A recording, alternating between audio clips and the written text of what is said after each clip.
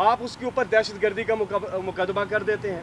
اور آج جو ہوا کہ پاکستان ٹیلی ویژن نے کس طرح سے ایک ہیٹ سپیچ کو براہ راست نشر کیا گیا، یہ سوال ہے اور اس کو بھی ہم اٹھا رہے ہیں سینٹ میں، ہم اس کو بھی کمیٹی میں اٹھا رہے ہیں.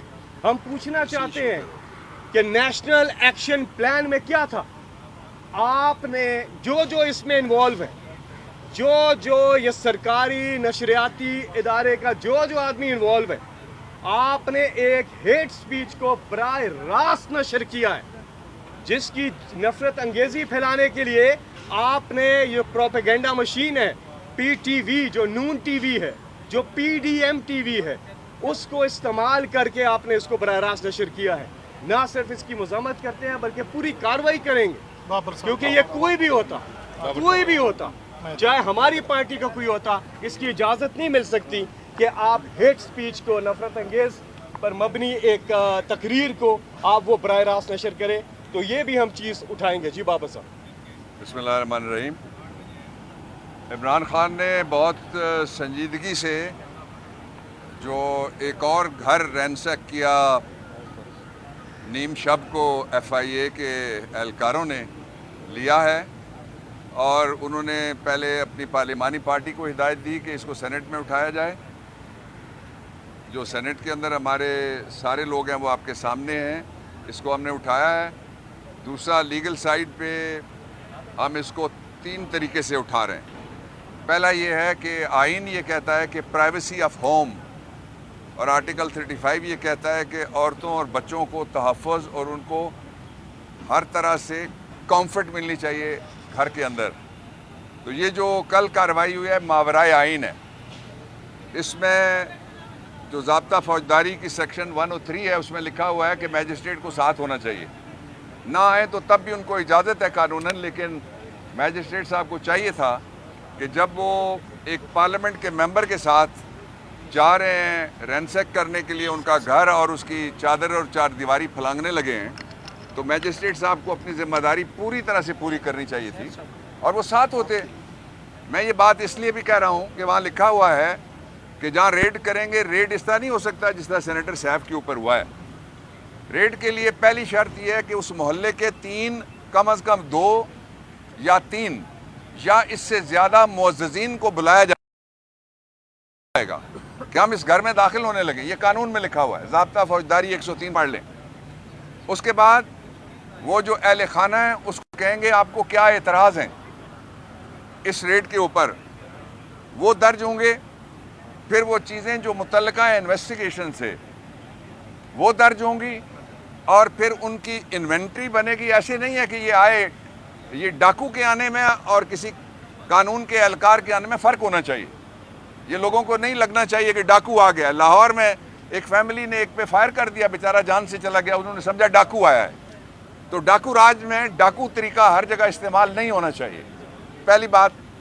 دوسرا جو طریقہ اس میں لکھا ہوا ہے وہ یہ ہے کہ جو انوینٹری بنے گی وہ باقاعدہ دکھائی جائے گی اور اس کی کاپی دی جائے گی. جس طرح سینیٹر صاحب کے گھر میں انہوں نے جو غیر آئینی کارروائی کی وہ بھی نہیں کیا گیا.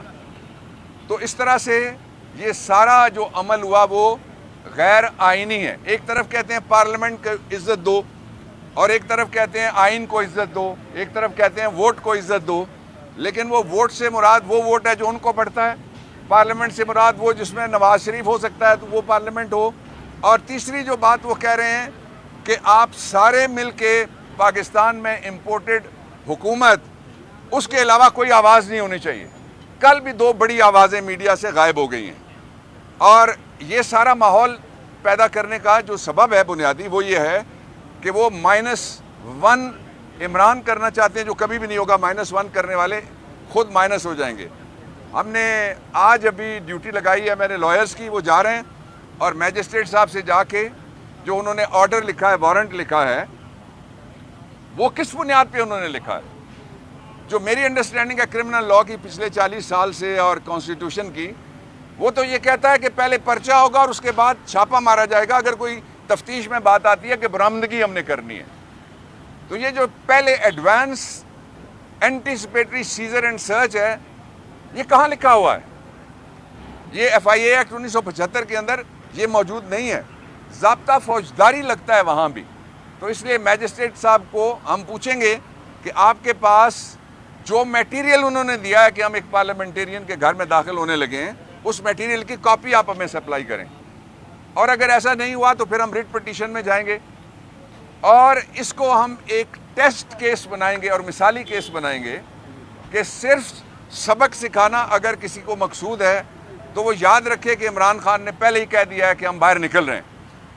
اب اگر سڑک پہ ہم جاتے ہیں اور سڑک پہ ہم اکیلے نہیں جائیں گے, ہر وہ گھر جس میں بلب جلتا ہے, ہر وہ گھر جس میں روٹیاں پکتی ہیں, ہر وہ گھر جس میں پنکھا چلتا ہے, وہ سارے کے سارے سڑک پہ ہوں گے. اور آج کا میں آپ کو تازہ ترین جو بتائی گئی ہے اکنامک سچویشن میں دو صرف اس میں سے جملے آپ سے شیئر کرتا ہوں. وہ یہ ہے کہ پاکستان کی اکانومی ببل کی طرح پھٹنے لگی. یہ لفظ ایک جگہ استعمال ہوئے ہیں. دوسری جگہ یہ کہ میلٹ ڈاؤن اپنی آخری حد پہ چلا گیا ہے اور پوری ریاست کے سارے ریسورسز اور تمام ادارے صرف عمران خان روکو اور پاکستان تحریک انصاف کو روکو, آزاد آوازیں روکو, میڈیا کے اوپر روکو, اس کے اوپر لگے ہوئے ہیں. ان حالات میں دو آپشنز پاکستان کے پاس بچتے ہیں. پہلا آپشن یہ ہے کہ فوری طور پہ الیکشنز کروائے جائیں اور دوسرا آپشن یہ ہے کہ غیر جانبدارانہ الیکشن کروائے جائیں. میں شدید ترین الفاظ میں لائرز کی طرف سے بھی اور پارلیمنٹیرینز کی طرف سے بھی مذمت کرتا ہوں یہ جو چھاپہ مارا گیا ہے. اور آپ ذرا دیکھیے جب وفاق کے اندر قانون کی بالادستی کا یہ عالم ہوگا تو باقی جگہ یہ ایف آئی اے کیا کیا نہیں کرتی ہوگی. پھر ساتھ اگر کوئی پولیس جاتی ہے ایف آئی اے کی, اپنی ایف آئی اے فیڈرل انویسٹیگیٹنگ ایجنسی ایک پولیس ہے, بائی ڈیفینیشن ایک پولیس ہے. لوکل پولیس کسی اجازت سے گئی؟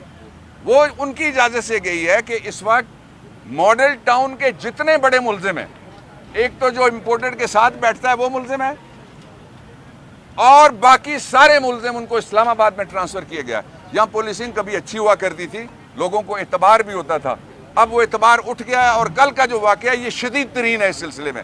آخری بات میں یہ کہنا چاہتا ہوں کہ یہ جو قوانین ہیں ان قوانین کو یا تو حکومت اعلان کرے کہ یہ سارے کے سارے قوانین ہم ایک جوائنٹ سیشن بلاتے ہیں, ان کو ہم ختم کر دیتے ہیں, ملک سرزمین بے آئین کر دیں آپ, پھر تو یہ چل سکتا ہے. اور اگر نہیں تو میں ابھی اپنی اصل جو مرکز ہے ہماری طاقت کا وکلاء کا وہ ہے بار اینڈ بینچ.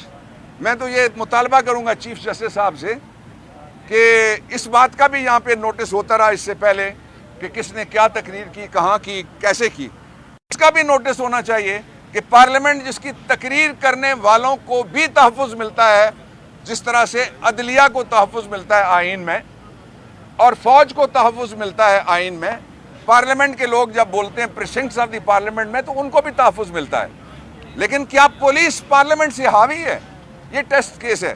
مجھے امید ہے کہ چیئرمین سینٹ بھی ہی ول پٹ ہز فٹ ڈاؤن. یہ کوئی بزنس ایز یوزول نہیں ہے, یہ کوئی معمول کی کارروائی نہیں ہے. اور اس پہ وہ پارٹیاں جو پی ڈی ایم کا حصہ نہیں ہیں میں ان سے بھی درخواست کرتا ہوں کہ آپ بھی اس پہ بولیں اور ساتھ دیں اپنے پیئر کا, ساتھ دیں فیڈریشن آف پاکستان کے اس ممبر کا. جی اپنے بڑے بھائی ڈاکٹر بابر اعوان سے جی آپ کے کارکنوں کی جو گرفتاری ہے چاہے وہ قابل مذمت ہے, لیکن آپ کی دوری حکومت میں ہم صحافیوں نے ایک بدترین حال دیکھا. ہمارے صحافیوں کو کڈنیپ کیا گیا, ان کو مارا گیا, ان پہ فائرنگ کی گئی. تو کیا آپ سمجھتے ہیں نوکریوں سے نکالا گیا؟ نوکری سے کیا وہ قابل مذمت تھی؟ دوسرا سوال میرا اعظم سواتی صاحب سے. اعظم سواتی صاحب نے ہینڈلر کی بات کی, تو کیا آپ سمجھتے ہیں کہ یہ چاپے جو ہے یہ شہباز شریف کی حکومت کر رہی ہے یا ہینڈلر کا مطلب جنرل باجوہ صاحب اور اس کی ٹیم ہے؟ دیکھیں بنیادی طور پر ہینڈلر وہی ہے, ساری دنیا جانتی ہے. اگر آپ ناواقف ہیں تو میں اس کا کیا بیان کر سکتا ہوں. ہینڈلر وہی ہے جو جانتے تھے کہ شہباز شریف زرداری کرمنل ہیں اور ان کرمنل کو جو ہے مسند پہ بٹھایا گیا. یہ آپ اور میں نہیں کر سکتے, وہ ہے ہینڈلر. ان کو بھی یہ خیال کرنا چاہیے کہ ملک پاکستان تباہی کی طرف جا رہا ہے. سیلاب کی حالت کو آپ ذرا دیکھ لیں اور اس کے بعد معیشت کو دیکھ لیں. किस समझ जा रहा है मुल्क को। और जब तक सियासी इस्तेकाम नहीं आएगा, जब तक पार्लियामेंट मजबूत नहीं होगी, जब तक चादर और चार दीवारी सैफुल्लाह नियाजी के साथ अक्रॉस द बोर्ड सारी पार्टियां नहीं खड़ी होंगी, मीडिया नहीं खड़ा होगा, उस वक्त तक मुल्क के अंदर सियासी इस्तेकाम और माशी इस्तेकाम नहीं आ सकता। ये हैंडलर को देखना चाहिए। जी डॉक्टर बाबर रवान, आपसे एक मासूम सा सवाल है। इस वक्त ये बात तकवीयत पकड़ रही है, बल्कि खदशात तकवीयत पकड़ रहे हैं कि खुदा न खास्ता आपके कप्तान किसी अहम एजेंडे पे काम कर रहे हैं कि श्रीलंका की धमकी दी जा रही है, मुल्क तबाह और बर्बाद है और आप लोग सड़कों पे निकलने के नाम ले रहे हैं। क्या वाकई कोई ऐसा अमल किया जा रहा है कि इस मुल्क को श्रीलंका बना दिया जाए? लाला, वो तो हो चुका है ना। 4 महीने में श्रीलंका से हम आगे निकल गए। श्रीलंका में प्राइसेस ये नहीं है जो यहाँ हैं, नंबर 1। श्रीलंका में गिरफ्तारियाँ इस तरह से नहीं है जो यहाँ हैं। श्रीलंका में उन्होंने सबसे बड़े इक़्तिदार के मरकज़ पे अवाम चढ़ के दौड़ गए। उसके दरमियान अगर कोई रुकावट है, PTI है, इमरान खान है, हमारा जमहूरी एजेंडा है। तीसरी बात ये कि जो कुछ कल सेनेटर साहब के साथ हुआ, श्रीलंका में तो किसी जगह नहीं हुआ। वो जो स्ट्रीट जस्टिस करने की वहाँ लोगों ने कोशिश की, वो लोगों ने की, सरकार ने वहाँ पे किसी ने कुछ नहीं किया। तीसरा ये कि श्रीलंका बनाने के लिए आप थोड़ा सा, मैं आपको थोड़ा सा पीछे लेके जाता हूँ। थोड़ा सा पीछे से मतलब ये 72 साल, ये 72 साल कौन था यहाँ? ये मौलाना साहब के अब्बा जी थे कि नहीं थे? बाकियों के दादाजी थे या नहीं थे? इनके अब्बा जी, इनके दादाजी, इनके बेटा जी, इनकी बेटी जी, इनके बहनोई जी, इनकी साली जी, इनके साला जी, और उनके समधी जी और समधियों के भी समधी जी इस सारे निज़ाम का हिस्सा थे ना।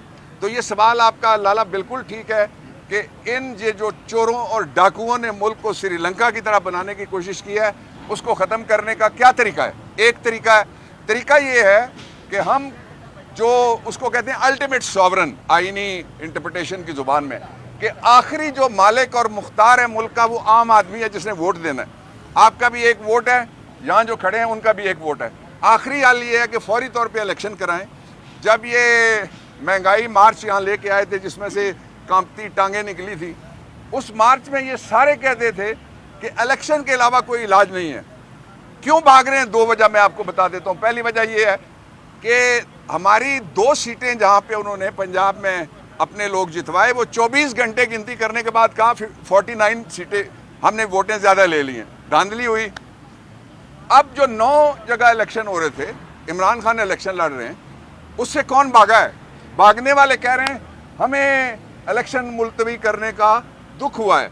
मुझे किसी ने पूछा, उन्होंने कहा कि मैं कल पेशावर में था, पेशावर हाई कोर्ट में किसी केस में गया हुआ था, वहाँ मुझे सहाफ़ियों ने पूछा, उन्होंने कहा कि एक पार्टी ऐसी है जो कहती है कि जी हम रिट पिटीशन करेंगे कि फ़ौरन इलेक्शन कराया जाए। मैंने कहा वो पार्टी अपोजिशन में, कहते हैं नहीं PDM में है। तो मैंने कहा वज़ीर उसका है, कहते हैं वज़ीर उसके 2 हैं। तो मैंने कहा ये फैसला ही काबीना का है, या वो शर्म करें या फ्रॉड छोड़ दें लोगों के साथ करना। सर,